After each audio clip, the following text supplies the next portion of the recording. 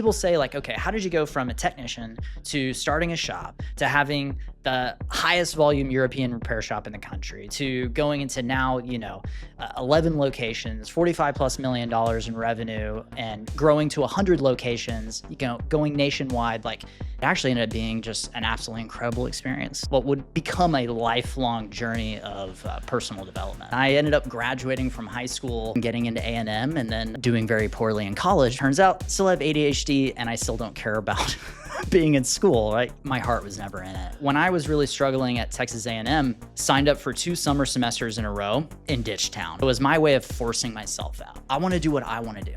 I want to go learn about cars. My life completely shifted.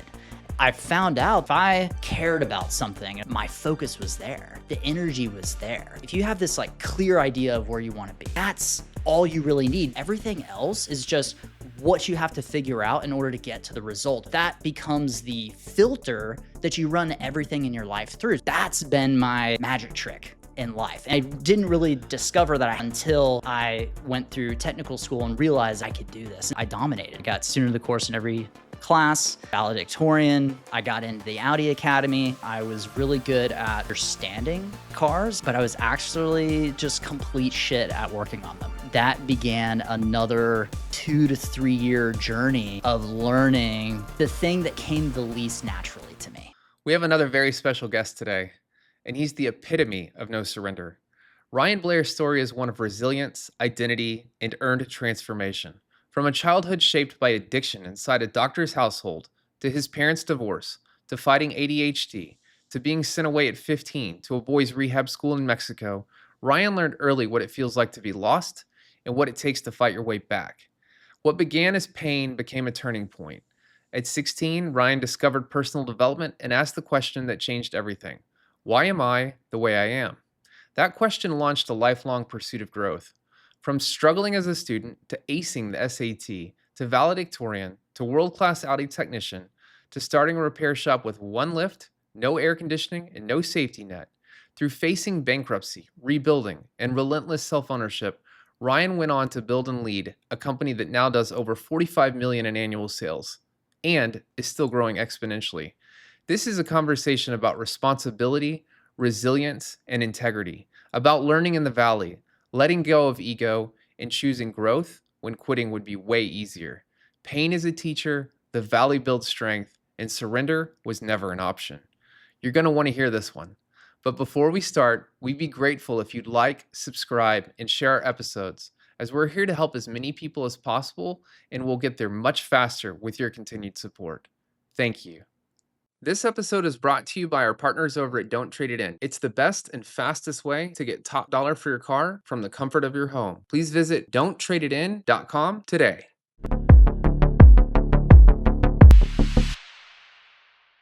We have a special guest today, Ryan Blair, and Ryan is coming to us locally. He's the owner of shops both here in Texas and in Colorado, but they've got big plans to expand much wider, if I remember correctly, across the country. So big welcome to Ryan here. And we like to start off by talking just a little bit about your early life, your childhood. If you could just share with us, like growing up, what it was like, and maybe when you first noticed that you were a little bit interested in cars.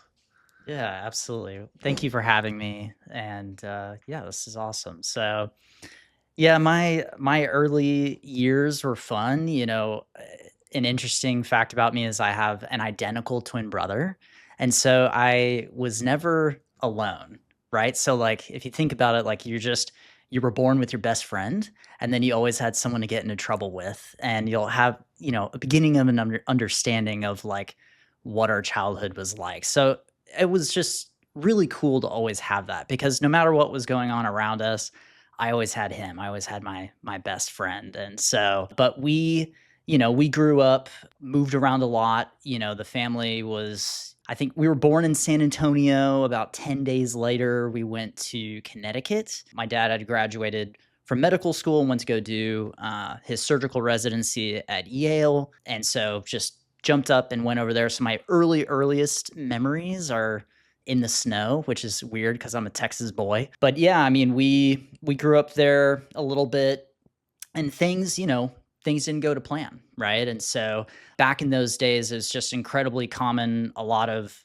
doctors in general, especially surgical residencies, really struggled with addiction and drugs. My dad and my mom really struggled. We moved back to Texas. My parents split up pretty much at that time. It was about maybe 4 or 5.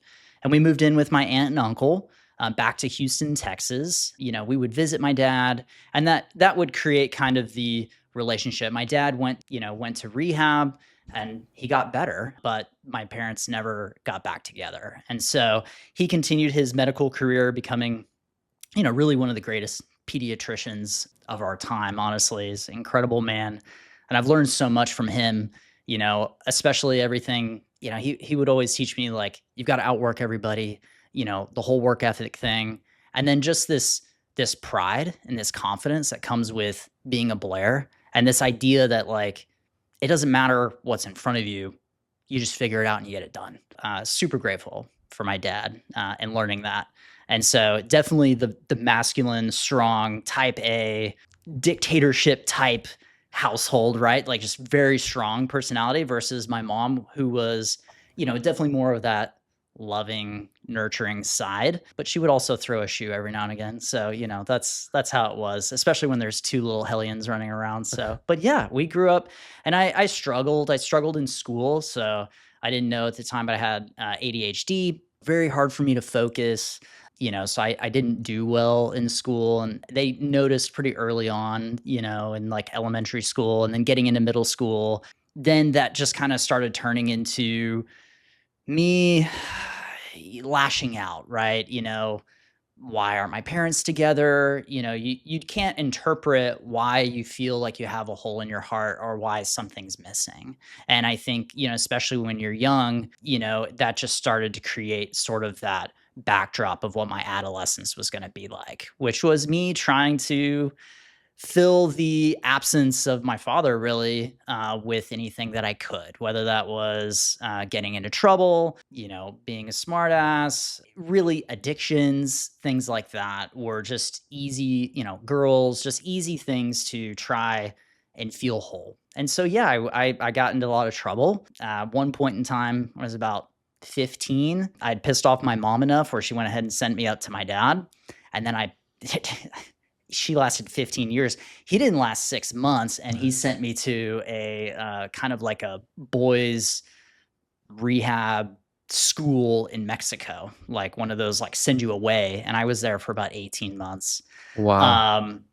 And that was actually a very interesting, like, turning point in my life where, all of these struggles and all these emotions and all these things that I was feeling the whole time, like, I was in a place where I could really kind of figure out, like, what was that all about? Like, why was I doing that? And so it actually ended up being just an absolutely incredible experience for Wow. me. And so, I got to start learning about personal development at a really young age, 16 years old, and learning about, like, why am I the way that I am? Why do I do things the way that I do them? Really almost like separating the concept of, like, the self from the things that I'm doing and my actions, and how, that wasn't really me. That's just kind of like my patterns and my beliefs and kind of how I was raised and what I was running from. And so it was a really incredible opportunity to kind of get on what would become a lifelong journey of personal development. That's But yeah, and I ended up graduating from high school from Texas Tech online when I was in Mexico when I was 16, and I took the SAT with the instructions in Spanish, and I nearly aced it, and wow. ended up writing a letter and getting into A&M, and then wasting another 3.5 years of my life basically doing very poorly in college, because it turns out I still have ADHD and I still don't care about being in school, right? It just wasn't interesting. But one of the things that was kind of underlying through all that is, like, I had this, like, love for cars, and it was like this obsession. And it started, I would walk to school in middle school, and I would still walk by the same path in high school, and I would walk by this old like German import repair shop.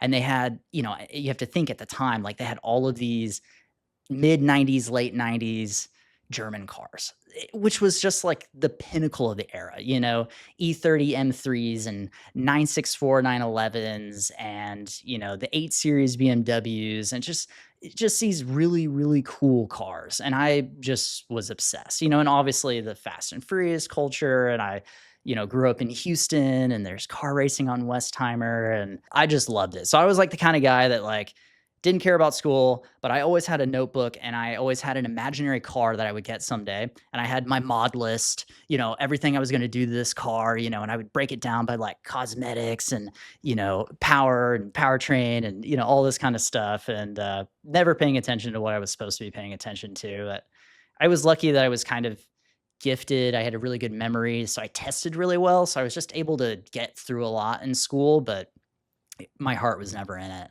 And so when I was really struggling at Texas A&M, I was just like, man, I can't keep living my life like this, right? Like, for 3 years, you wake up, you sign up for a semester of classes and you're like, I'm going to do this.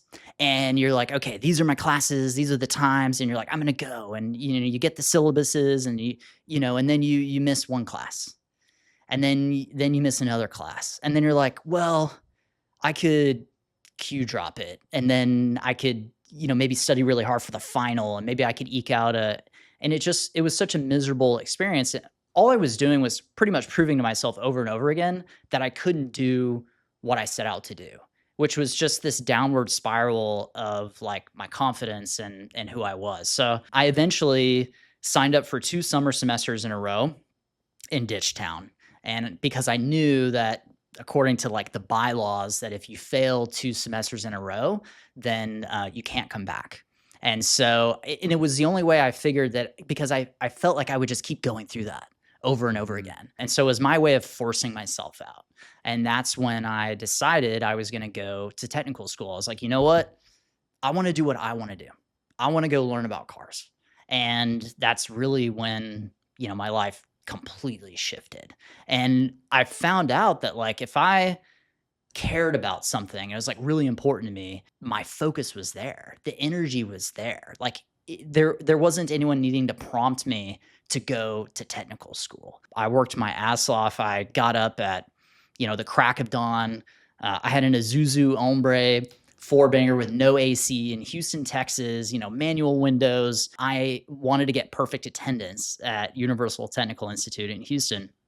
And I knew that that truck was quite unreliable and I needed to leave early enough. And I put my bike in the back of it so that I could pull off to the side of the road and ride my bike and still get to class on time.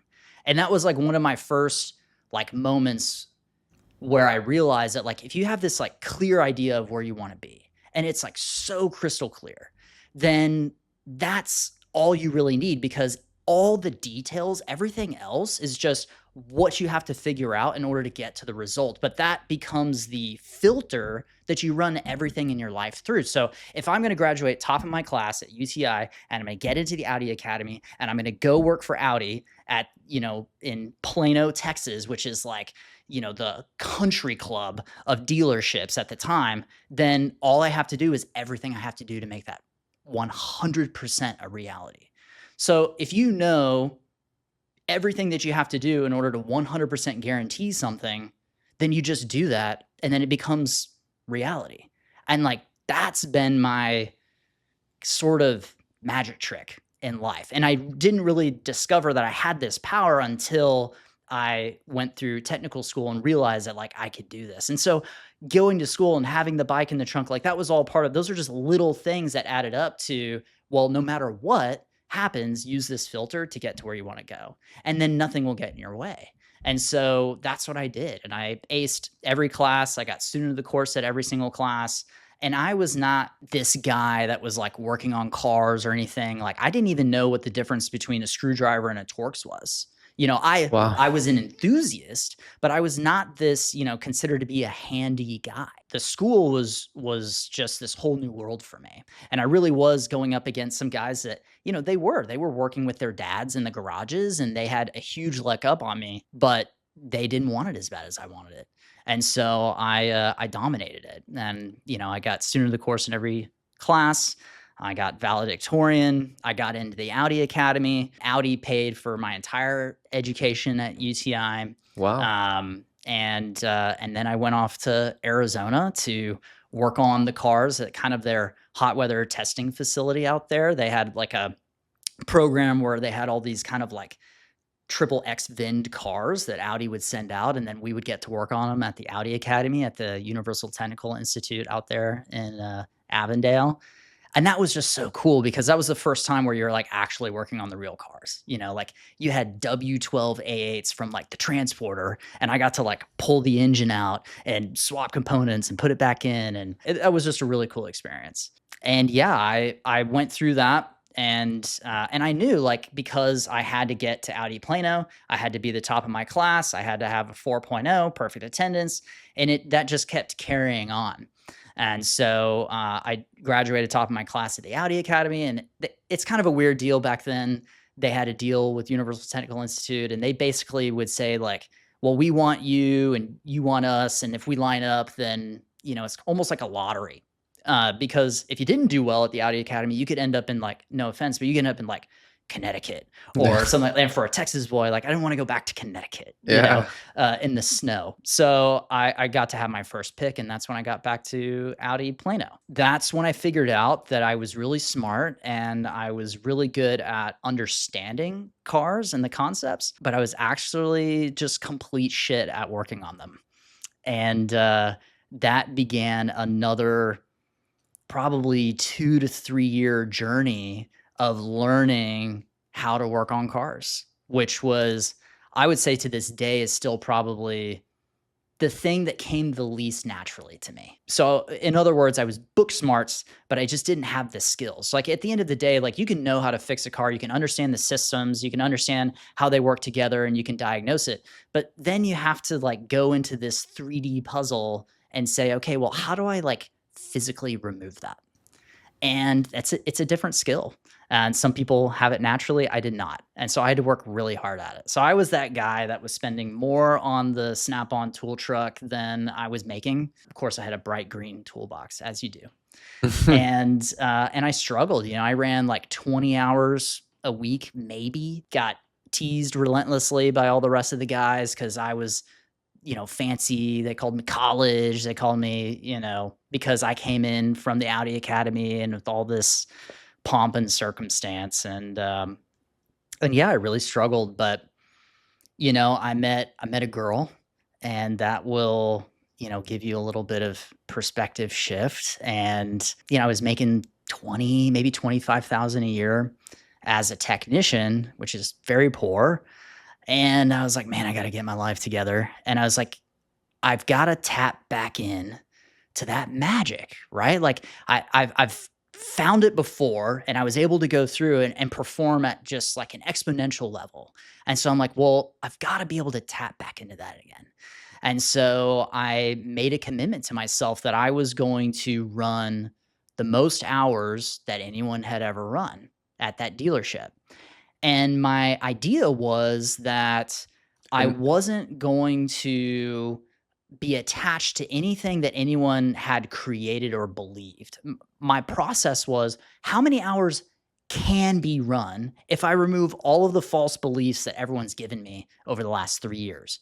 and that was about how many years in at the So about 3 years into the dealer.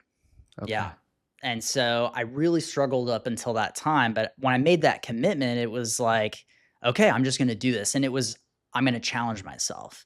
And so I had to get, because everyone at the dealer or at any shop, you have all these like beliefs that people have about how things work there. You know, like, well, you got to play the game and you got to know the right people so you can get fed the gravy, and you got to do this and this and that. And so everyone, you know, I was like, okay, get rid of all that.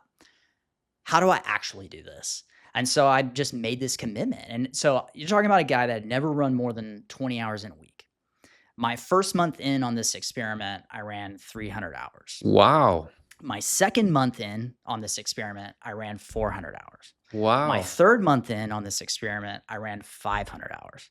My fourth month in, I ran 600 hours, and that's when the wheels fall off the bus. I broke my hand. I got in a fight. It was pretty bad, but I found the limit for me of what I could physically do. And then I settled into an average of about 500 hours a month for the rest of my career. Wow. And I proved to myself that, And just, I'm sorry to yeah, interrupt, but yeah, just so the viewers know, if you're not a car person, that when he's saying that number of hours, that in the mechanical world, you work on flag rate. So yep. if the book says that Audi RS6 pays 4 hours to replace gasket X, then and Ryan gets it done in 2 hours. He gets paid the 4 hours, Yeah, right? but if you So do it in 6, you still only get paid the 4. So it goes both ways. And so the idea is you wanna be over 100% efficient, right? And most technicians can with the way that the hours are set up. And a lot of people think like that I was super, super efficient. I really wasn't that efficient. I didn't run anything close to like a 200% efficiency.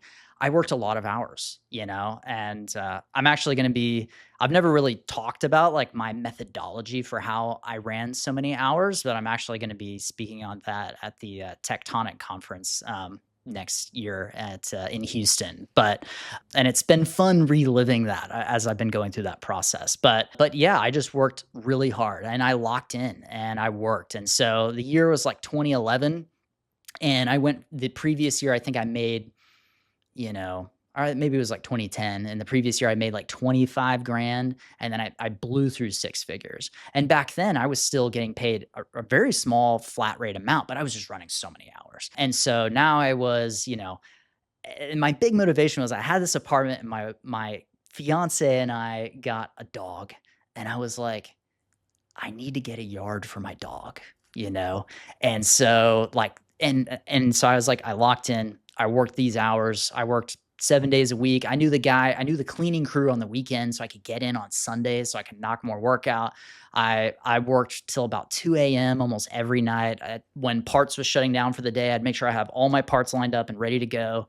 And yeah, I just grinded. And so I really mastered that aspect of it. And that was the first time I really overcame something that wasn't natural for me and proved that I could do it. And that's like really a big boost to my confidence. And that's when I decided to try and win the Audi National Twin Cup Challenge. And so this is a contest that got put on every year by Audi. And most of the manufacturers have these competitions. And typically the way it works is every mechanic or technician in the entire country gets to do a series of online tests. And once you get through those tests, the top 40 people get to go to a hands-on competition. Mine was in California. I think now they're doing them in Virginia at the headquarters there. But you go in and you have bugged cars and cameras and crews and all of the Audi executives and everybody watching you. And you have to fix these bugged cars live on a stopwatch. And so wow. it's like nerve wracking. And then there's like some written tests and wiring diagram stuff and stuff like that. And then they take all of your performances and they calculate it all up and they figure out, who wins, but then also who's going to represent the United States in the world competition. And so that became my next goal. And okay, I proved that I could run the hours. Now I want to prove that I'm the best. I got through the 2 rounds of testing. I got to the final 40. I went out to California and I bombed. It was like one of the more embarrassing moments of my life. Like I locked up, I had like a panic attack on like the first bugged car. And then even though I did okay on it, I didn't do as bad as I thought I did. I had just blown my mentality for the rest of the competition. And so I got dead last and it was very humbling for me. That's a theme, humility. It's going to be coming in steps here. Yeah. And, so then I went back and I just locked in and I was like, okay, what do I need to do? If I want to guarantee that I'm going to win this thing, just like that clear vision of set out, okay, I'm going to guarantee that I become a technician at Audi. What do I have to do? I'm going to guarantee that I run the most hours. What do I have to do? Now here I am again. Okay, if I'm going to guarantee that I'm going to win this, what do I have to do? And I was like, okay, well, I got to study all the time. I created a study group. So think about this. I had dealer technicians meeting at my house weekly after hours to study in a Wow. study group so that I could get better. Like Wow. if you know anything about technicians Yeah. and dealerships, you know that this is absolutely unheard of for Yeah. employees to self-train Yeah. to want to get there. But I Especially technicians. especially technicians, but I wanted it bad enough, and the guys were behind me. They were with me and they wanted to help me. And so relocked and loaded again. I went back and I think I got like 20th or something. And I was like, man, so disappointed.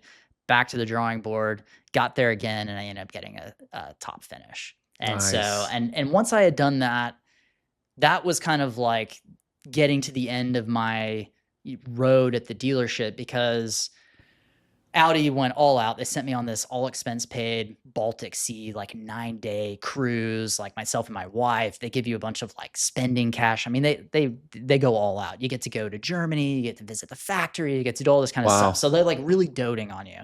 And I was on that cruise, and by now I was probably, 8 or 9 years into my career at the dealer, and I was just struck by a moment of terror.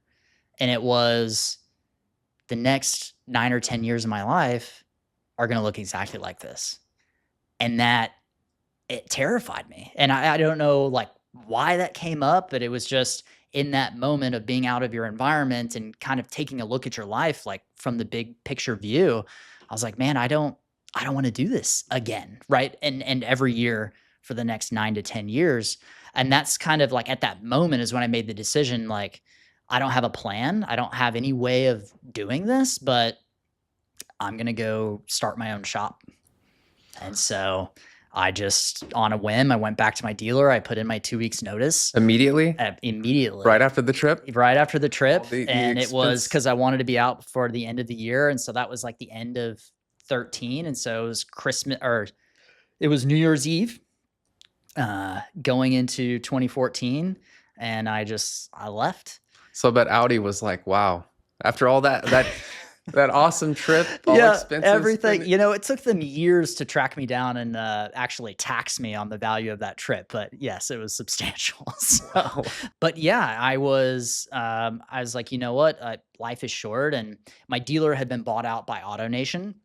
And if you know anything about how those sorts of trends go, family owned dealer, everyone knew my name, everyone, got along. We kind of do things our own way. And then, all of a sudden you're part of just corporate America. And I was never a good employee. And in fact, some people would say I'm unemployable. When I'm having to call an HR department, in another state, and they're like, what's your employee number? And I'm like, I built this place with my blood, sweat, and tears, and now I'm a number, Yeah, and it was just absolutely. like, man, I'm out. But I didn't have a plan, but I had a little storage unit. It's about 800 square feet. It was in Plano, and I had one lift in it, and I was using it to kind of work on, some race cars, some family cars. We had an RS4 that we were tracking, so we had a race trailer there, and I had the car. And I was like, you know what? I'm just going to start a shop. And that's what I did. And yeah, and I wasn't one of those guys that was smart about it, right? Like I didn't have side work that I was like building up a clientele. I mean, I went full cold turkey of like working at the dealer, and then the next day had nothing. Didn't have an LLC, didn't have anything. And so my 800 square foot storage unit didn't have any air conditioning. And I just started kind of, going around, and my twin brother had just graduated from law school at the time. And we printed out 10,000 of these like trifolds, and we wrote up the story and who we were and what we were going to do and how we were so much better than the dealership. And we just went around and we put them on every Audi and Volkswagen we could find. Wow. And we just pounded the pavement, and we put out, in one summer, we put out, probably 10,000 of those flyers. And that's kind of how we got the company off the ground. But I mean, to understand the circumstances of that shop, like it's in a storage unit behind a locked gate with a rotating code. So like you couldn't get to my shop if you wanted to, right? You would have to call me. I'd have to run like half a city block around a corner and give you a code and be like, follow me. And then I'd run back to my shop, and then they'd park in one of my 2 parking spaces, and then I would just win them over with charm and cheap prices because I didn't know what I was doing. But I loved what I was doing. I was passionate, and people could tell that I was the real deal. And so we built the business up that way, and started very slow. I think my first year, I mean, maybe we made $75,000 total revenue. Didn't make a dime as the theme, but we grew it and grew it so much that I started buying storage units nearby just so I could park cars. And I was like, okay, that's not enough. Then I started figuring out I could get into the performance side of things. And so I started getting wheeling and dealing and getting these different deals with these different performance manufacturers so I could start selling their products and I could get on their dealer maps and people could come to me for tunes and different things like that. So that was another angle I started using to level up this thing up. I found a bigger storage unit up in Frisco, and that's when things started getting serious. I hired a tech from the dealer who was a buddy of mine. I hired an advisor that was a buddy of mine, and I was still turning wrenches in the shop the whole time. And this thing started growing like crazy. And so we grew it for a couple of years like that. And then we got too big for storage units. And so Real quick question. Yeah. So with your brother, twin brother, Yeah. he goes to law school. You're a technician. At what point did your paths kind of cross? Because did he go with, I'm assuming you went to boarding school or the boys' No, school? And he didn't go. So he stayed behind. Yeah. So it's interesting. Like he was the good brother and I was the black sheep. And so I took all the flack and he got all the praise. And that was kind of how that went. And so yeah, he did really well in college, obviously. And super smart guy, master's degree, and then went and got his JD. And so very, very smart. so when he helped you with the flyers, was he just doing that like on the Yeah, he side? was just doing that for fun. He was getting ready to go with oil and gas in Houston, just a young attorney, and he just had a bit of time before he was going to start that. And so he really just had a summer where he came and helped me. But as fate would have it, later on down the road, I ended up convincing him to come work for me during COVID, and now he's our director of operations over our entire company. Wow. So, Wow. but yeah, it's fun. Very cool. Very cool. But yeah. So yeah, it's amazing how much we have in common. Like the storage units, I did the same thing.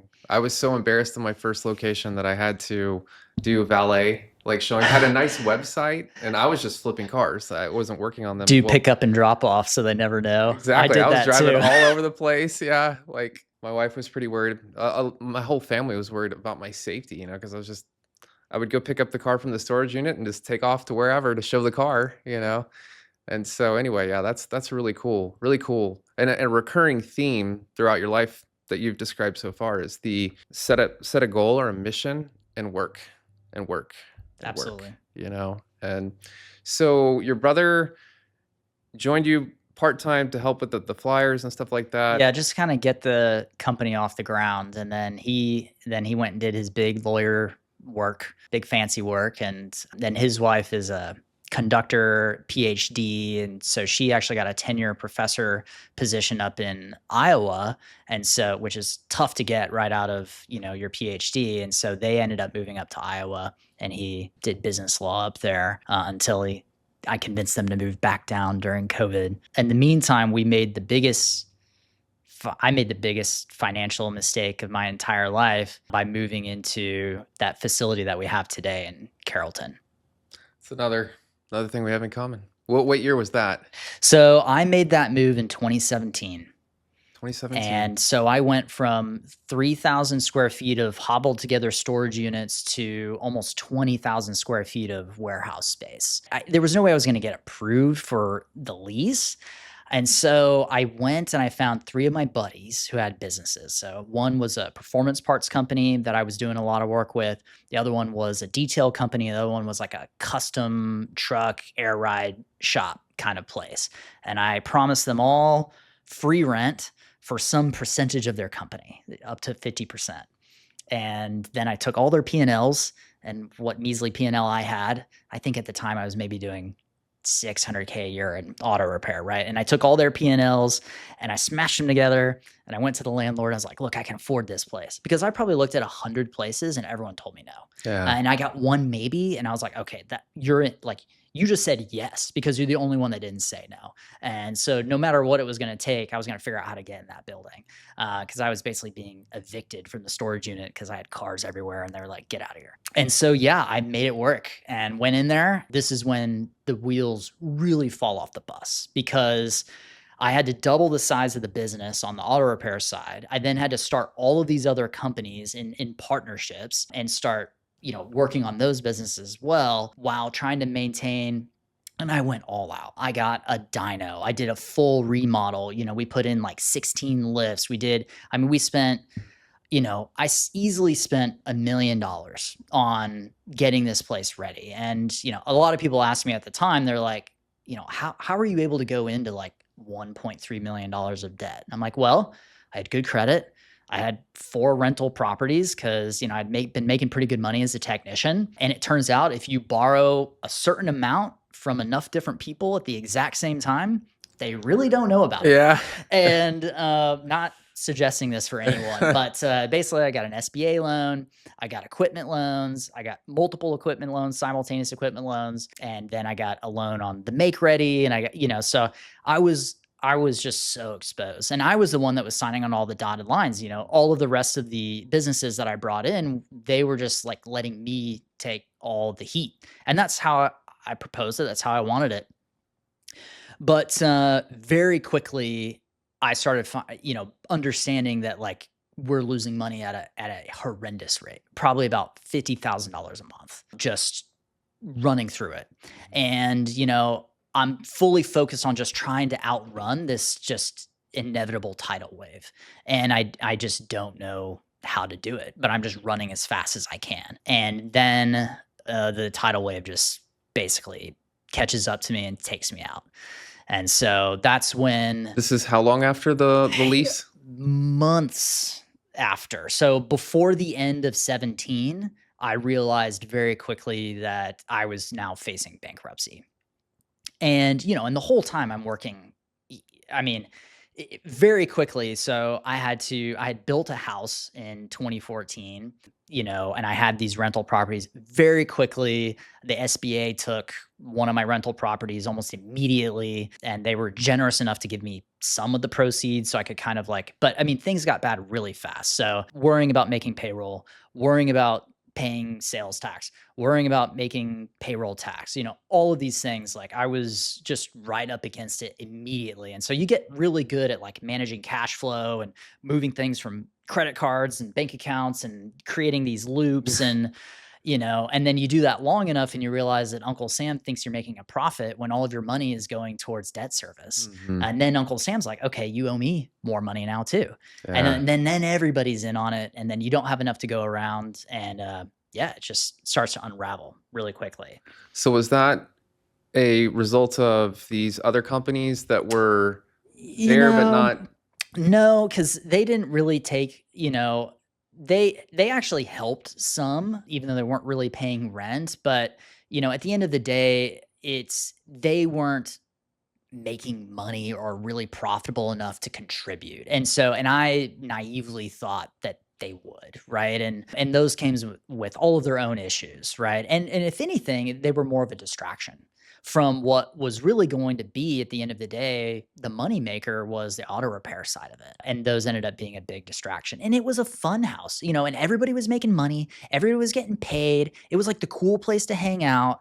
My manager was putting in a new pool in his house, and, my technicians are all making 6 figures and multiple 6 figures, and which is great, but I was hemorrhaging because I just didn't understand the fundamentals. So yeah, I basically hit absolute rock bottom. I sold my house. I sold all my cars. I sold my toolbox. I moved into an apartment right next to the shop. I sold my wife's car. I ended up finding like a little beater so that she could drive. I walked to work. I was at that shop, 18 hours a day, 7 days a week, just trying to figure it out, trying to make it work. And that's when I realized I was like, I'm not going to be able to figure this out. Like what got me to here and whatever I know isn't going to get me out of this and where I need to go. And my back is up against the wall and everything's on the line. And so that's when I just started looking for a lifeline or a mentor or something. And I ended up finding someone who had owned some European shops that were similar to mine and kind of had been in a tough situation similar to mine and had found his way out of it. And he was thinking about starting a mastermind group that was industry specific. And so I went out there and I met him. I knew what I didn't know, and in that moment, I realized that I had to come into this with just absolute humility and vulnerability, because if I went in there thinking like, "I've got this big shop and I'm this badass tech and whatever," it's like, "Dude, I've got nothing." And so I'm just so incredibly grateful that I was able to come from that place and not squander that opportunity. And I realized that, like, and even now in my career, just like the level of vulnerability you're willing to bring forward is equal to the amount of speed that you're going to get to grow through whatever problems you're having. Because otherwise, you're just not going to get the opportunity if you think you know everything. Mhm. And so I got humble real quick, and I grinded and I learned the fundamentals. I learned balance sheets and profit and loss statements, and I learned the fundamentals of business, and I learned leadership, and I learned, I was continuing on that personal development journey that I had started, when I was 16 in Mexico, and I had to learn how to recruit, and I had to learn how to market, and I had to learn how to hold people to standards that were my friends. I mean, these were the people that were like in my wedding, and I was in their weddings, and now I'm having to hold them to standards, and now they don't like it, and now Ryan doesn't have any friends, but I had nothing to lose, and I think that that was, at the end of the day, the thing that made it all possible. But I still remember a moment where I was hiding under my desk, pretty similar to that one, and like literally curled up in the fetal position and just like bawling. It's just the weight of everything, right? Like all of the debt, my wife, my dog didn't have a yard anymore. Like he Yeah. went from yard to no yard. And again, I know but it was symbolic to Right, me, right. right? That I had worked so hard to get something and I had lost it all. And then these people that are depending on you, these families, they're depending on you. And I'm Ironically, I just wanna show you this real quick. okay, the dog collar, great. And I'm under this desk and I'm totally unraveling. And the overwhelming sense or feeling that I have is that fear, this like unrelenting anxiety and fear that appears the moment I become conscious, and it's just follows you all day long like a ton of bricks, that it was literally going to crush me and kill me. Like I literally thought in that moment, I'm gonna die from this. Like this feeling, it's going to kill me. Like I was convinced. And then for whatever reason, while I'm in that feeling and I'm really feeling it, I'm waiting for it to kill me. And I'm like, all right, just do it. And it doesn't. And I was like, well, maybe it can't kill me. And then it was a paradigm shift. And if this fear can't kill me, then what is it doing for me? And in that moment, I just committed that I wasn't going to let that emotion run my life anymore. And I know it sounds crazy and people think I'm crazy when I say this, but that was the last time that I perceived the emotion of anxiety. I believe it, I believe it. It's incredible. Again, we have so much in common. And that was approximately when? So that would be like the end of 2017, going Okay. into 2018. Yeah. Wow, yeah. Well, first of all, thank you, that, like, we've made it, a good way into your story, and it's I appreciate you sharing in so much detail, because it's so hard. And 99% of people, they say most new businesses fail within the first 5 years, and then for every year after that, like by the time a business is 10 years old, almost all the other businesses that started at the same time are gone. Yeah. And so it's like very hard to explain a lot of what you just explained. So I'm sure we're gonna get good feedback from your story. So, and just out of curiosity, was there like a spiritual element to this at all, or Yeah, it's funny you should say that. So, end of 17, I actually went to I'm in the middle of it, in the throes of it, and so I had this epiphany, and I was like, okay, I'm not going to let this run my life anymore. And I had found out through my brother, actually, my twin brother, that he had gone to this like 7-day, almost like emotional experience, workshop. It's a workshop or an experience called the Hoffman process, and it's all over the world, but he went in California, And he came back and he's just like, as he does, as brothers would do, he was just like, you know what? If you want to be on my level, you're going to want to go do this. And he knew that that was the right thing to say to get me to go. So even in the middle of all of it, I, put my phone in a bag, and I couldn't afford this thing. I had to essentially write a letter and get like financial aid to go to this retreat.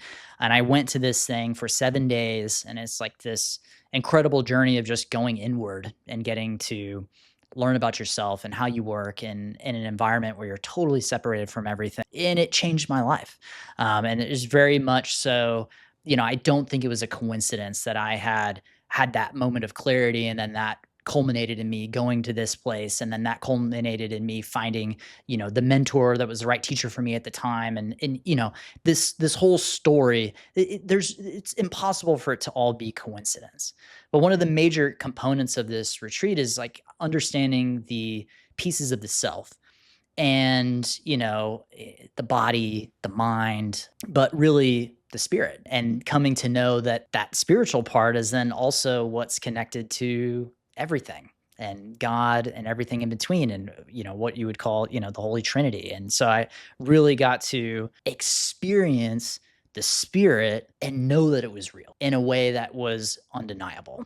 And Absolutely. so that was a very big part. All this is all happening, very quickly, right around the same time. Really, that's been a big part of, a lot of my success that I've been continuing to have, and a lot of my journey, and a lot of this personal development has centered around, just really disconnecting from all of the things that I believed that I was, my ego, identifying with all of my patterns and trying to fill that hole in my heart, and all of those things that were just defense mechanisms, and really trying to relearn who I was in the beginning. Any one of us can look into our child's eyes and see just innocence and joy and all of the things that we just spent a lifetime forgetting. And now I'm just trying to remember and get back to that, but yeah, that was a big component of it.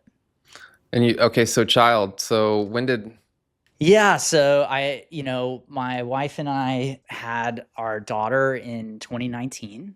And I still wasn't totally out of the woods, but I was doing all of the right things. And like, this is something that I really want to reiterate, is that, you know, you're in a hole, you're behind.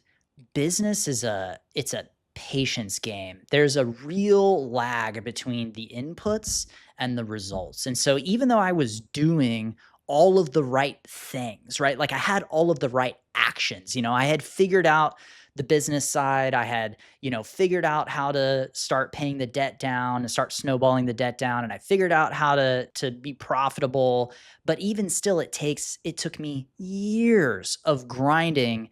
In fact, like, my goal at the time in 2019, one of my vision boards, I would do a vision board every year after I went to the Hoffman process, and it was a mountain, and I was climbing the mountain, and at the top of the mountain was the number 0, because my whole goal in life was to become worthless, to become net worth 0. Because if I could go from negative, 1.2, $1.3 million to net worth 0, then that would mean that I had built the skill set to be a multimillionaire. And that's what I was going for. But again, just like reminding people, like, when you're in the throes of it, you can't get so caught up in where you are right now. You've got to keep your eyes on the top of that mountain and where you're going. And I even had these like affirmations that I would read almost every morning to keep myself from, because you're on this road to recovery. Maybe you're doing all the right things, but that doesn't mean the left hooks and the jabs and and all of those things, they're coming for you, right? yeah, You get a lawsuit, someone steals $400,000 of parts inventory from you. You get, someone gets hurt. I mean, you name it. You get sick yourself. It doesn't matter what it is. Those hits are coming.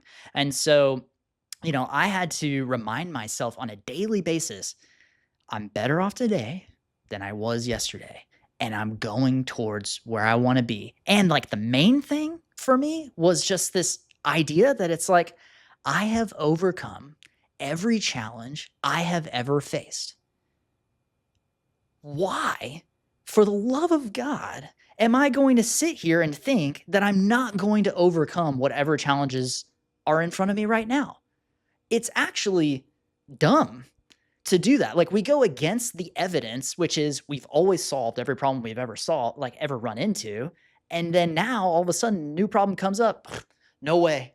Never going to figure it out. Yeah. Like it's preposterous. Like, but that's, kind of what the ego does. That's what the mind does. And so I had to remind myself, like, no, like you can overcome these things, because you always have before.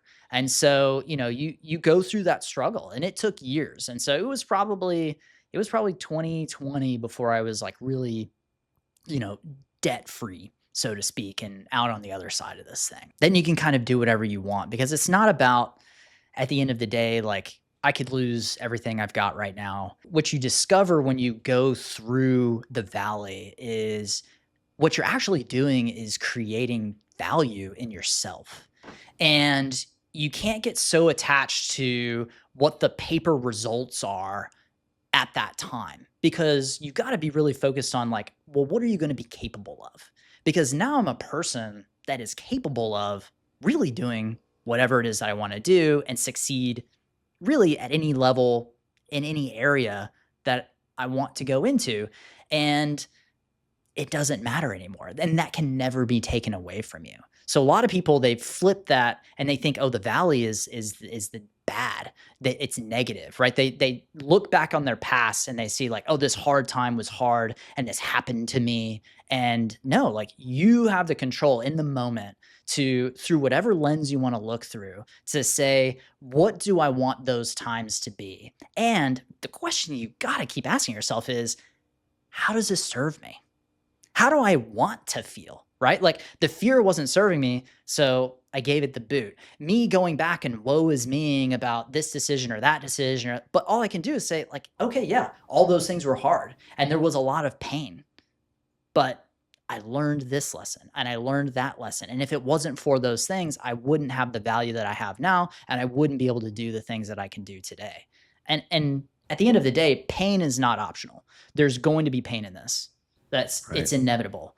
But suffering is a choice. Absolutely. Yeah. And a lot of what you just said is right in line with things. As I mentioned earlier, we've recorded some other episodes, and from Alejandro Monteverde, who's the producer or director of Sound of Freedom, Oh yeah. the movie about Yeah. child trafficking and stuff like that.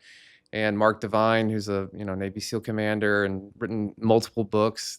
You're the third person in a row who has spoken specifically about that, right? So Interesting. yeah, and it's so critical, and that's why we're here, right? I mean, no surrender, right? You did not surrender. You would not surrender. That was not an option. In the society today, especially here in the United States, there's this like theme of no more trophies. Everybody should be what they want to be when they want to be it. It's like this widespread almost entitlement, Yeah.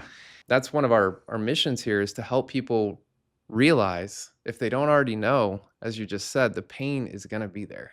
Yeah. And your response to that pain is so critical. If you decide it's woe is me and I have to stay in the fetal position under a desk, you're right. That's what you're going to do, but that's not what winners do, right? Yeah. And that's so critical that we get these messages out there. I mean, it's been, as I've already said a couple of times, we have so much in common. The debt, the not knowing how we're going to get out of the debt. Zero looks like, paradise. Trump apparently was negative. His net worth was negative 900 million at one point. Jeez. And I don't really like to get too much into politics on the show, but like, you can't take that away from him, right? You can't take that away from you or Mark Devine or Alejandro or other, guests that we're having on the show. There's this consistent theme of not giving up, Yeah. I've seen it too, where, there's a lot of people that almost, they never really face enough hardship. Pain is this incredible teacher. And I think that a lot of people are just comfortable. And maybe it's painful-ish, but it's not painful enough to go experience the pain that you're going to have to feel in order to get what you want. And I see a lot of people stuck in that. And to me, that's just really tragic. And you can see people even in like the coaching and consulting that I've done, where you have, two people that come into the same situation, one of them back against the wall, no option, has to win, sleeping in his car with his wife and his newborn because he wants it so bad. And on the other side, you've got someone that's, rode first class, staying in a nice hotel. They both want to succeed. They both want a more successful business. Well, fast forward 3-4 years, this guy's got 6 shops going crazy. This guy still has the exact same revenue, the exact same net profit that he did when he showed up 4 or 5 years earlier. And, at the end of the day, like, it's this incredible teacher, pain. And a lot of my friends and I, we talk about that. And it's like, you have to be grateful for it, and that's why I love business. Business is a crucible that is going to gut check you every month when that P&L drops. Like, you still get a report card, right? And so, and then you've got to respond. And if you don't, then you're wiped out. It's merciless. It doesn't care about your feelings. Right. And so, and you've got to adapt and you've got to learn new skill sets and you've got to disidentify with who you were that got you to whatever level that you're at. If you keep doing more of that, you're never going to get where you want to go. If people say like, okay, how did you go from a technician to starting a shop to having the highest volume European repair shop in the country to going into now, 11 locations, $45+ million in revenue and growing to 100 locations, going nationwide, like every step of the way, it's been, hey, what doesn't serve me? What new skills do I need to learn? And how quickly are you going to be able to let go of who you identify as? Because if you got to be that guy, if you've got to be this or that, you're never going to get to where you need to go. And eventually you'll get to a point where you're not going to be able to develop the skills. And then you're going to have to be humble enough to put someone in charge who can and step out of the way. And so I'm eagerly awaiting that day.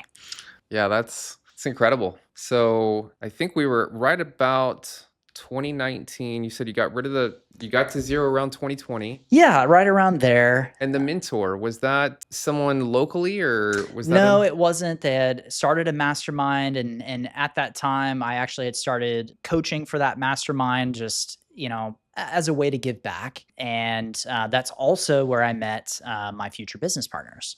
And so, but really, I really turned a corner in that, early 18 time period. And it just took me that long to dig out of it. But once we dug out of it and COVID hit, of course we thought like, oh my gosh, we just got here, and it almost felt like we were just going to get knocked right back down. And at the time we had grown it to, we were really still only working on Audi and Volkswagen, and COVID hit.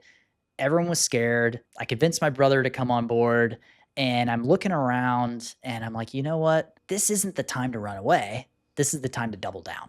And that's what we did. And so we built essentially what Blair Automotive is today during that time frame. And we brought on, and our methodology was simple because it was what I did from the beginning. It was like, get the best of the best technician. So if it's Audi, it's Master Guild. If it's BMW, it's Level 1. If it's Mercedes, it's Master. If it's Porsche Gold certified. Whatever the certification is, JLR Master.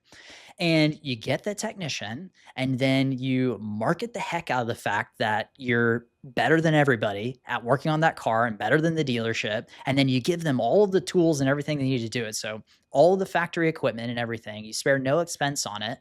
And then you just be easy to do business with and you blow people away. And so we were just taking market share and drove during COVID. And so we went from, maybe we were doing a couple million a year. And like in COVID, I think, the first year we did like 5 million, and then, then 6, and then 7, and now 8, out of one location. And then in 2021, that's when I partnered up with my business partner now at Alloy Automotive.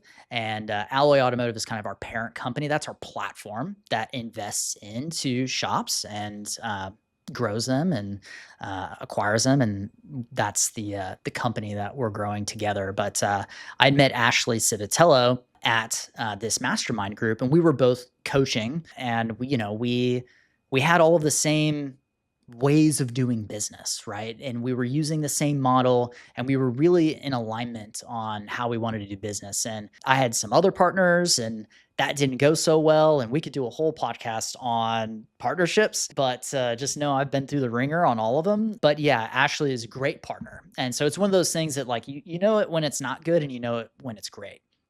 And so we started acquiring shops and growing Alloy Automotive. And, and we've again hit a new ceiling and got our asses kicked. And we've had to go back to the drawing board. And, because the problems that you solve at 45 million are just different than the problems that we had to solve at 5 million or 15. And now we're building departments and now we have to, it's just a different game, but that's what I love about it is that at every level you get to learn the new skill sets and overcome a new challenge. And so yeah, we're figuring it out and then getting ready to ramp up again. And so it's been a really enjoyable experience, right? Like I think it's like bad relationships and bad, business is feeling like it has to be hard. It actually doesn't have to be hard.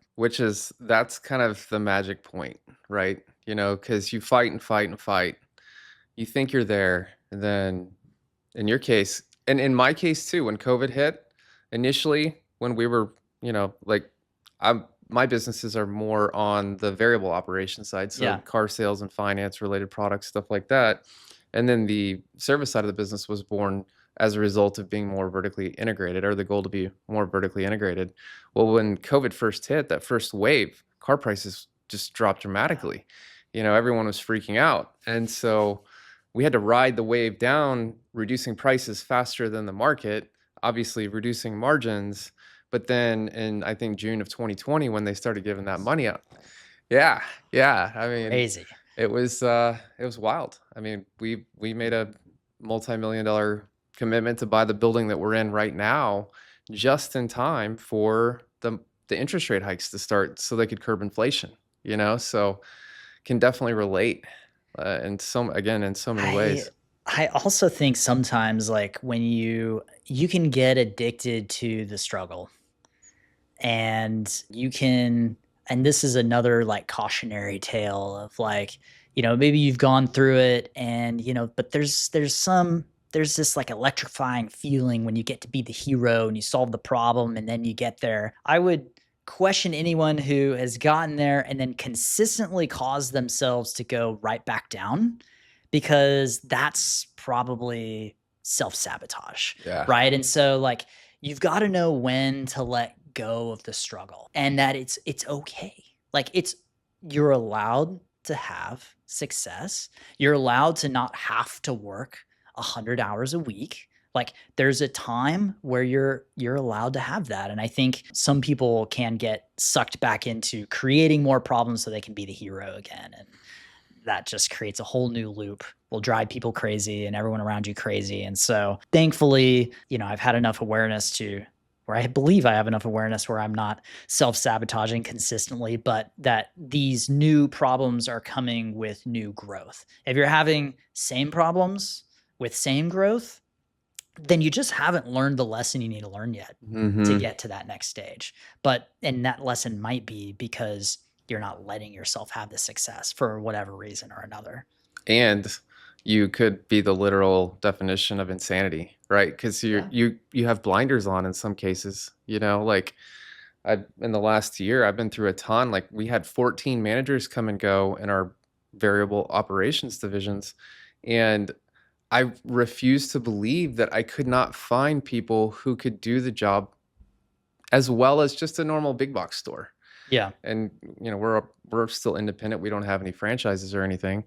And I eventually was forced to get rid of all of them and basically start from ground zero again. I even flushed out all of our inventory. We had different relationships with banks. And it's crazy because, again, it's almost like you have blinders on. Aaron Rodgers talks about ego deaths, because Super Bowl winning quarterback, you think like his whole life has probably been rainbows and butterflies. But in actuality, he did not go to a top-notch school right out of high school. I think he had to go to a junior college first. And you think, as you said, like you think because you're a badass technician that you should be able to do A through Z. And then you Right. find out you fell at A, and then you end up, as you said, curled up into a ball.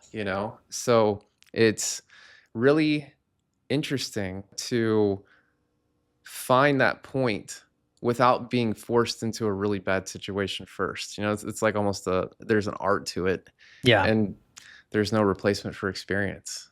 There isn't. And, I think a lot of people say, like, I think some amount of this struggle, like I said, I think is necessary, but to a certain point where you get enough of it to where, and it's really because you need to know what you're capable of. And once you know that, then go learn from everyone else's mistakes, right? Don't keep creating hardship, or just because you can grow a rock or grow a flower out of a rock doesn't mean that you shouldn't just grow it out of the nice soil that's right next to it, right? Like, just because you have that skill doesn't mean that you have to keep doing it. And so I know for me, that's been something that's been hard for me to let go of, is like, I don't have to do everything the hard way. And that's what's really allowed a lot of my acceleration and growth, has been, taking advantage of other people's stories and other people's hard lessons learned, because, you're at a certain point where that there's a formula, there's a way to do this, there's a way to win. Just go find the people that are doing what you want to do at the level that you want to do it at, and bother them until they tell you how to do it. And most of them will. You'd be amazed. Yeah. So 2021, Simply True, I think. Yeah, so our first partnership was Simply True, and so we had a group in Atlanta, the group in Texas, myself, and then a group in Colorado with Ashley. And so we started acquiring shops and growing it, And and just out of curiosity, yeah, as far as the capital went for that, all self-funded. Yep. wow, wow. So, at the time, we had all had, all of us had shops that were pretty profitable, and so we leveraged those profits and pretty good banking relationships that they had in Atlanta. And so we started buying real estate and business. And that's when I started learning this whole new skill set, real estate, business acquisitions. And I think I've done 12 acquisitions now. And so you learn a lot, and I'm still a beginner at it, but I've learned a ton. And so, you learn, it's a whole new skill set, due diligence, integration, all these PE words, right? That I'm having to figure out, are you doing greenfields or brownfields or acquisitions? And so we did a various amount of different types of acquisitions and made big mistakes, lots of them, learned a lot along the way. I think the most important thing I learned in the first version of that partnership was that no matter how good the end result you think is going to be, it's never worth it to compromise on what's authentic for you. That was the lesson I needed to learn in that first partnership. I thought that I would be willing to compromise on that, to be the team player, be okay with things that just really weren't in line with my beliefs or what was authentic to me, in the name of the greater good of, making a bunch of money or whatever the case may be. And fundamentally, that's why the partnership didn't end up working out. But through that process, I found that Ashley and I worked really well together, and we created almost like a cashless demerger way for us to break off with the Atlanta group and keep Texas and Colorado. We did that at the end of 24. And so beginning of 25, Simply True was gone, True split off, and then we created Alloy, Wow. which is our new platform. And so yeah, and there's tons of stuff, that happened, everything from, the Texas shootout and push-pull clauses and partnership disagreements and how you set up your OAs and, personal guarantees and, here's a really fun one. When you own or finance a business and then you put a second lien on the real estate that business was in, and then you want to sell that real estate because you have $1 million of equity in it, but there's a second lien on the owner finance, so you can't. So you want to talk about having millions, and I mean millions of dollars in equity in real estate, and then actually go broke with millions of positive on your balance sheet. It's embarrassing, but it's what happened, And so, and again, those were lessons we needed to learn. Yeah. So, It's another and thing we again, have in common. it's just a bigger game, cash flow management, and lots of money and moving pieces, and then learning how to build departments, learning how do you, it's one thing when you're in the building every day and everyone's attached to you and you're training, even if you're just subconsciously doing it, you're leading people, you're teaching them how to do things. You're like, oh yeah, hey Jimmy, over here, do it like this, hey, this is how we do it. And it's just kind of that salt shaker management type thing. And then, but when you have 16 locations in 3 different states, what made you so magical at your original location, like, it doesn't work anymore. It just flat out doesn't work. How are you going to get people that don't even really know who you are to care about what you're saying and to even do what you want them to do? And so we had to break it all down, go back to the fundamentals, and figure out a totally new skill set of how to lead people in a totally different way. Huge lessons learned through that period of time. And so yeah, that's and still learning. Yeah. I don't have, if you ever hear me say I've got it figured out, come find me and slap me. So Yeah, well, it reminds me of a quote from Warren Buffett. He values someone's ability to manage others more than any other characteristic.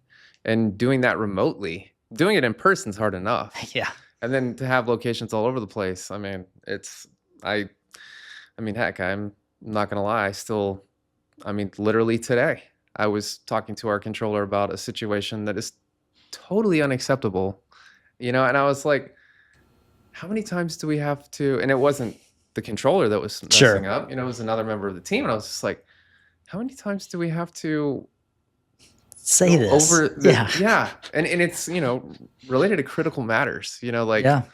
like, so yeah, I mean, More it's, than is reasonable for sure. yeah, It's- yeah. Yeah, it's really amazing. I really don't know why. As we kind of touched on earlier, like there's this magic balance that you have to try to find, and it's wild how.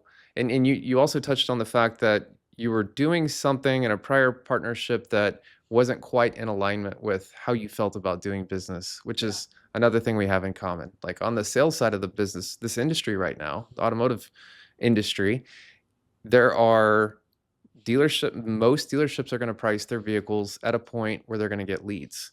If that means, because without leads, you don't sell the cars. yeah. If you price the vehicle at a point to get leads, then in many cases, you have to find ways to make the money back because you're selling the car at or below cost in Right. many cases. So there's this smoke and mirrors game of like, oh yeah, there's another $2,000 worth of products we're going to immediately have to try to sell you. And then here's why, and we went through a period of time where that was required to compete. Like we just had to tell customers, this is like what everyone else is doing, so we have to do it. And that was another thing when we walked through the valley, that where I was just like, I don't care, like we're not doing it anymore. We're gonna have to find a way to just this stuff's optional. If you want it, great. If you don't, that's fine. We're not gonna do things to customers that we wouldn't want done to ourselves. Yeah. And so it's a very, very, very hard battle to fight in this industry when there are so many people willing to jeopardize their equity to make a penny, Sure. or jeopardize their integrity to make a penny, Yeah. or equity. Yeah. I could say it either way, because these guys are and gals, and I'm sure it's the same in other industries too. But Yeah. I mean, yeah, I could make way more money hiring low-level technicians and doing, basic repairs and, paying people less and, just every car needs motor mounts. Yeah, running through customers and spending more on marketing to keep doing that. And there are people that do that. And, at the end of the day, I think like knowing what is right for you and running your business that way, like there's never been a time where I've been able to say that I didn't do the right thing. And no one can take that away from me, And yeah, did it hurt? Yeah, it did. When I had to, if we blew an engine on someone's car and I had to buy the car to make it right, take care of the customer, that's what you got to do. Mm-hmm. At the end of the day. And so, it's a huge challenge, but I think I can't overstate how much of an impact it has when you cross those boundaries and how much it actually impacts you. So for me, it became really important that I only did business with people that really aligned with me in that way. And that I was only going to run my business in a way that I wanted to run it. And that's fun for me, right? I'm not going to go do things that don't align with my vision and where I'm trying to go. And, and a lot of these things, it's a matter of, as a business owner, you have an infinite amount of opportunities surrounding you every day. Every day you wake up, you can go in any direction, 360 degrees. How you decide where to go and in what direction and how consistently is the difference between people that get anywhere and people that end up going in so many different directions. They end up in the same place years later. But that's what's so awesome about business too, is that you get to decide, but you have to find a way to go in the right direction. Otherwise, you will just get lost. And use that internal compass. It's there for a reason. That's what the spirit's job is. Listen to it. Get quiet enough to actually hear it. Yeah, which leads me to another kind of more spiritual question. Do you do any like meditation or I think you mentioned kind of a morning routine, affirmations, stuff like that. Do you? Yeah, definitely. Real big into meditation, centering, connecting with myself. I've got a series of exercises I like to do in the mornings, a morning routine. Absolutely. It keeps me grounded. And I think that, you immediately know if you get into a routine like that, on days where you don't get into the routine, you're just floundering, right? I kind of think of it like this, like, are you going to let the day dictate to you what's going to happen?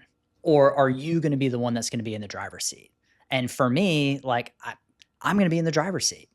The day can't control me. It can't control my mood. It can't control how I feel. I get to decide that.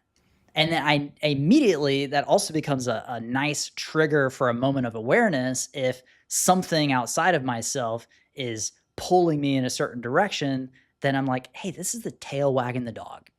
And hey, it's time for me to reset. Because if I'm getting upset about something, if something's, really moving me, it doesn't have that kind of power unless I give it that power. And so Exactly. I do think like having that daily, centering and, making that decision and it's really about autonomy. Like, I'm just not going to be this mindless thing that goes through life and life dictates what happens. No, I'm going to live my life on my Absolutely. terms. What's the magic number for you in the morning as far as like meditation or prayer, like your routine, Yeah. like? Yeah. So my routine, I'd say it's about 30 minutes. Yeah.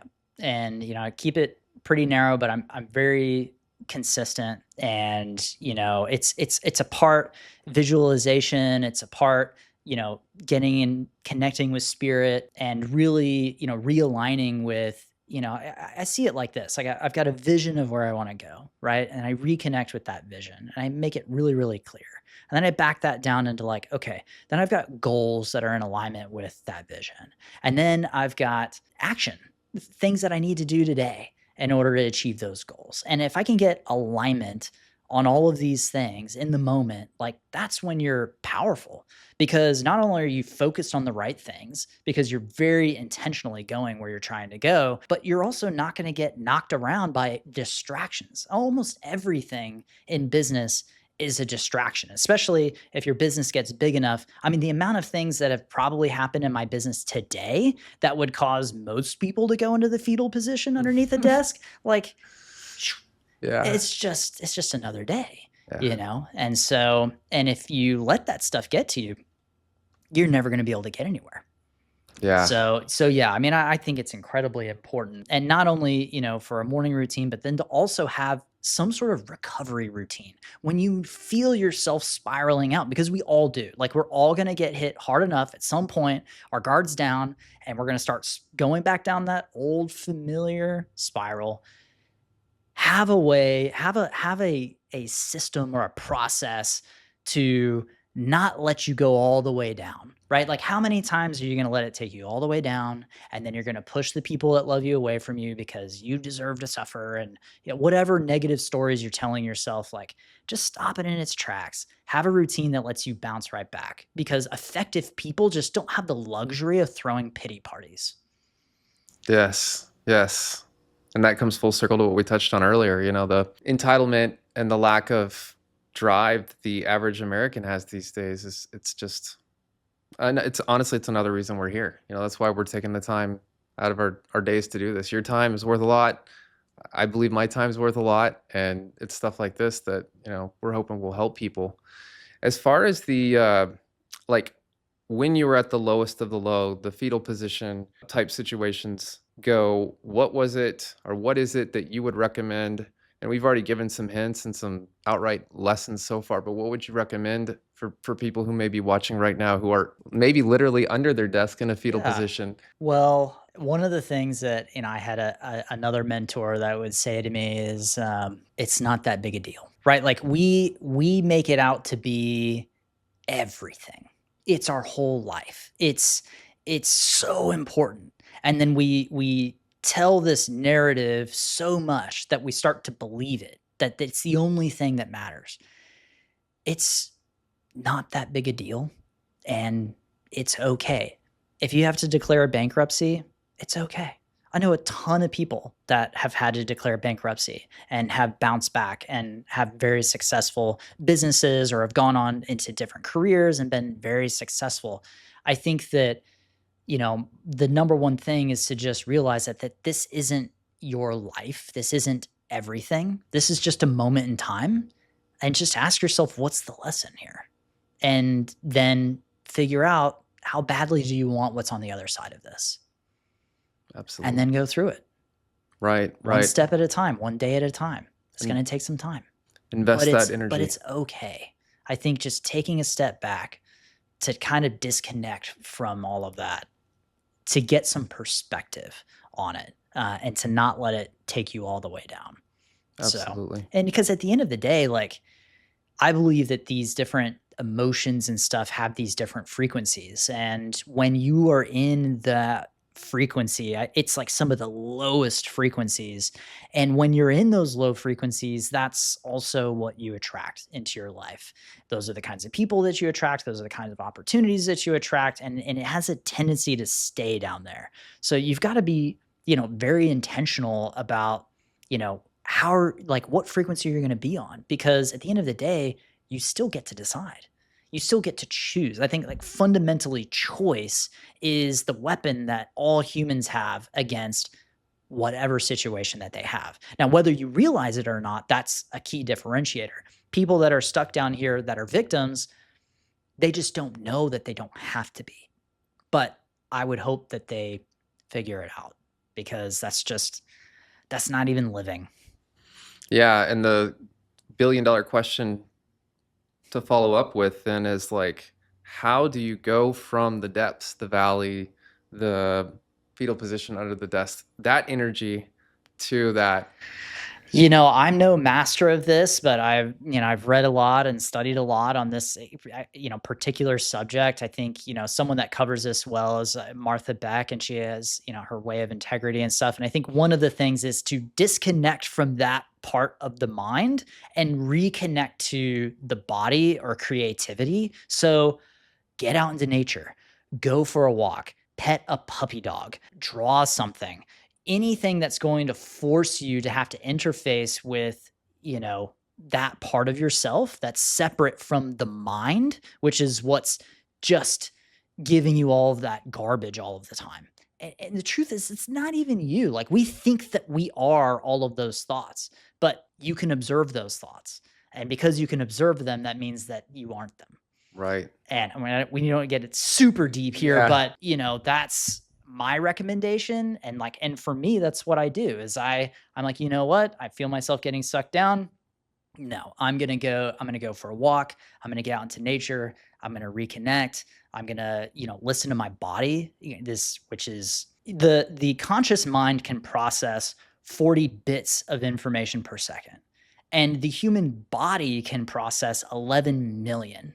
So, like, your brain is stupid compared to your body. And yet we only listen to the mind over and over and over again because we are so enamored with our genius.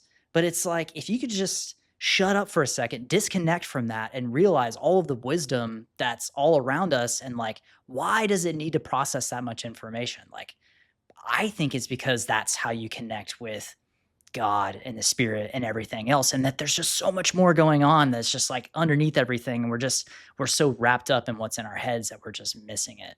But like, I think anything you can do to separate from the story and the narrative and just the constant droning of the mind. And I think that looks like creativity, play, doing something fun. I'm not talking about like procrastinating because you've got a hard thing to do, but sometimes, hey, yeah, go see that movie. Go force the consequences, right? And maybe you need that pain in order to learn whatever lesson you need to learn. Right. But it's certainly not worth your life. It's certainly not worth the kinds of things that people think that they're worth, right? Like everyone has recovered from whatever the worst things are. And there's, and I look forward to, more of your podcasts and different stories that people have, because it's just so inspiring the kinds of things that people recover from. But the one remaining constant in all of those is the recovery. Yes. Yeah. Yeah. I mean, they say what doesn't kill you makes you stronger. That does. As long as you make it. As long as you make it. And that's, you mentioned earlier, like you were at a point where you hoped that it would just end. You felt like probably like you didn't know it, but you were a diamond being compressed by all the pressure, and you were hoping that diamond would implode, but instead you got stronger, Yep. Yeah. So you've mentioned mentors a couple times. Is there if you were to just pick one lesson that a mentor has taught you that you would share? I think, one of the things that was really helpful for me to know or to kind of hear was that there's no such thing as a broken business. And where that kind of came from is that your business or your situation, whatever it is, it's your fault. And congratulations. And because it's your fault, you realize that I was the one that made all of the decisions, that created all of the scenarios that led to the results that I have right now. But in the realization of everything is my fault, you also realize that I have the power. And so I can now take the same things that led me to where I am now, reverse them, and turn that into just intentionally designing whatever it is that I want.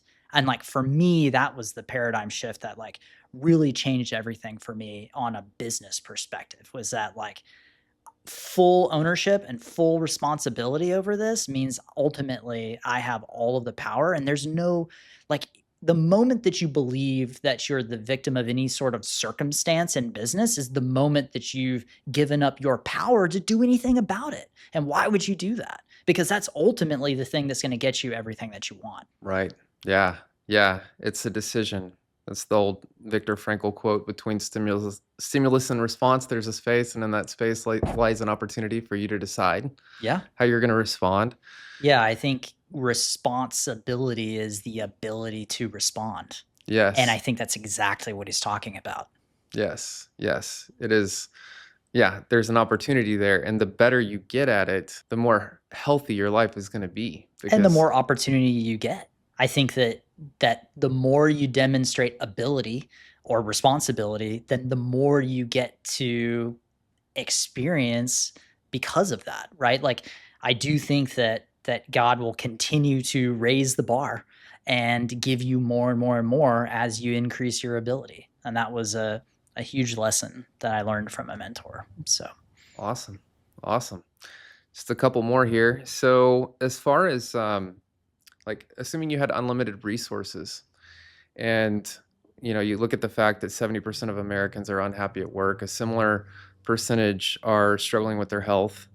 If you had unlimited resources, what would you do today to help the majority of people get from, and we've already, we've touched on a lot of things that can help a lot of people, but if we were to frame it that way, what would you do? I mean, I totally agree with the do something different, go be in nature, create art, stuff like that. But as far as like, if you and I could walk out of here today and make America healthy or great again, what would I think for me, it comes down to this kind of awareness piece, right? I think a lot of people are just going through the motions of a life that they're not choosing, because they don't realize that they don't have to. And I think that I would want to somehow, find a way to help as many people as possible realize that they do have that choice. right? And, whether that's, some sort of workshops or speaking or, whatever the case may be. But I do think the key piece there is that awareness piece, Mhm. because people are suffering and they've been suffering for so long and they've forgotten why they made that choice. And the sad part is they didn't really choose it. Society, environments, the things around them led them to believe that, like, okay, this is just my box and I've just got to be in it. And I think, helping people get out of those boxes and realizing that they have the burden of choice on how they want to live their life and that they don't have to suffer, and I think there's a lot of different paths to that. I know, kind of the path that I took, and, maybe I can help people that are along that similar path.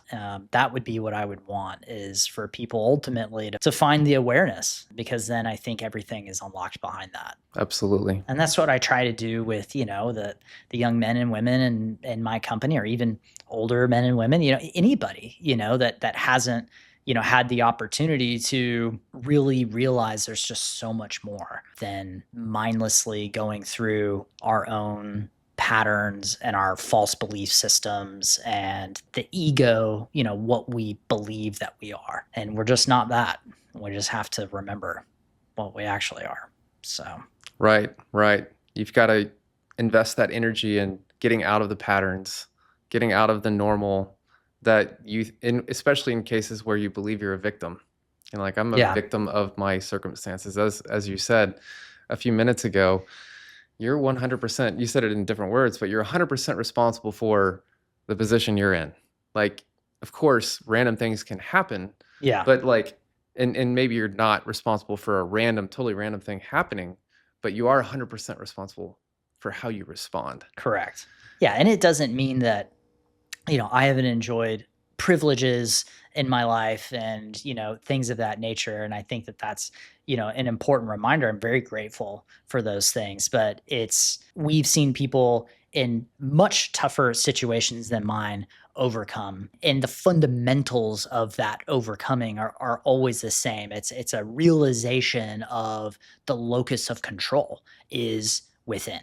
And I think that is the fundamental bit to awareness, is that you get to choose over and over again how to respond, how to feel, what's in that gap, and what are you going to do with it. And it's that lack of choice that is, I think, the separation of the human being from itself, from God, from everyone else. It's almost like isolation. Like, we grow up that way because we're trying to protect ourselves, but all it ends up doing is putting us all in our own little miserable prisons that we made in our own mind. And then people just live there, and then they just don't realize that they're the ones that built the prison. It's sad. Yeah. So, but yeah, that would be, I don't know. I'm trying to knock those walls down as much as I can, and as many conversations as I can have, and, and as many, what little influence I can have. That's definitely a big mission of mine. So, for sure. Awesome. Random question that's kind of in a different direction. Do you still do any racing? Not really. No, it was just kind of a hobby. I think, had to give up a lot of things, in different hobbies and stuff. But I still follow racing. Obviously, a big Formula One fan. I love watching, and GT car stuff. And, I've been able to go to the 24 hours of the Nürburgring race, which was as part of a team. And that was awesome. It was really incredible. Not doing much of it anymore, although I'm thinking about building a sim racing setup and maybe getting back into it. So we'll see how that goes. Yeah, My cool. wife would hate it, but I got a perfect place for it. Well, the viewers can't see right now, but my wife's in here and she calls it my video game. Yes. I've got a little simulator, and Okay, nice. yeah, Yeah, we could talk about that offline. yeah. I've got some things. I'm looking at getting like a Pimax Crystal VR headset, and Yeah. so. All right. So in closing, what's next for you? You can go professionally, spiritually, personally. What's Yeah. the direction you're headed in? Yeah, I think for me, really, I'm in one of these phases right now where I'm very invested in becoming who I need to be in order to succeed at the next level. And those are always very interesting times for me. I know that those times are often followed by times of kind of floundering, being a little lost because I haven't quite figured out what that next thing is yet. But I think for me, I'm very engaged right now in this, sort of, mission to grow this company, this vision I have of 100 locations going nationwide. And so I'm very engaged in that. And I think I'm also being very mindful of my quality of life. And so the kinds of deals I do, the partnerships I make, I'm going to be very cognizant of how those are going to impact, my day to day, the time I get to spend with my family. I get to walk my kid to school every morning. I get to pick her up every afternoon. I've earned some quality of life that, I'm happy with. And I think I want to be more intentional with play and enjoyment. And so more vacations, although I've been doing pretty good about that. I want to get on my mountain bike a little bit more and get out, ski a little bit more. And so I'm pushing myself physically. I've got a high rocks race in a couple of weeks, 2-3 weeks. I don't know if you know what those are. It's crazy. It's kind of like the new CrossFit thing. High rocks, is it like a mixture of different? Yeah, so it's like 8 1,000 meter runs, and in between each one you have like sled push, sled pull, wall balls, burpees, like all these kinds of things. And so it takes a really in shape person can do it in about an hour and a half. I just hope I can finish it. But, little things like that just goals that I can attach to and keep pushing myself. So I want to be healthy. I believe that I'm allowed to have it all. I can have the life that I want to have. I can have, the family and the relationships that I want to have. I can have the space and the time for me. You don't have to compromise on those things. I think that's a thing that a lot of people, that's a narrative that gets told a lot. I don't think you have to compromise. I think you can have it all. Yeah. And then I mentioned it earlier, the $1 billion question there is like how to go from out of balance to in balance in that way, how to go from being a slave of your business or a slave at your job to like you're to a point now where you do pretty much what you want on a daily basis. Before we started the podcast, you mentioned you've got a select group of people that will actually, when they call you, their call will come through. Yeah. Like it's cool. It's really cool, and I think you let the crucible of necessity force you into letting go of the things that you have to let go of, doubling down on the things that, you're truly gifted at, get out of the way and let people run into some walls, let people figure some stuff out. And that's how they're going to learn, because pain is a great teacher, and then they're going to be more capable and be able to do more stuff. And I think for me, I've always been able to let go, whether that's my identity or my, what I believe about myself, or even like the roles, but also letting go of, hey, other people are going to work on these cars and it's not going to be me.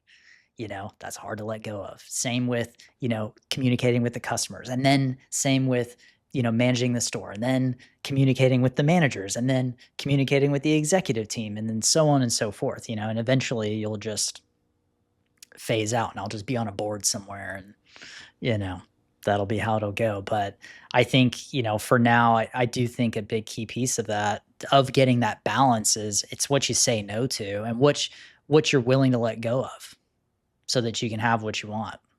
Yeah. So, and one thing I always ask people, and it doesn't matter what they're facing or what they're doing, it just kind of comes back down to this. Like, if you got to make some big, huge decision or whatever it is, just boil it down to the basics. What do you care about? What do you love? And go somewhere else, get out in nature, whatever, get out from around whatever environment you're in, and really listen to that. What do you care about? What do you love? What's important to you?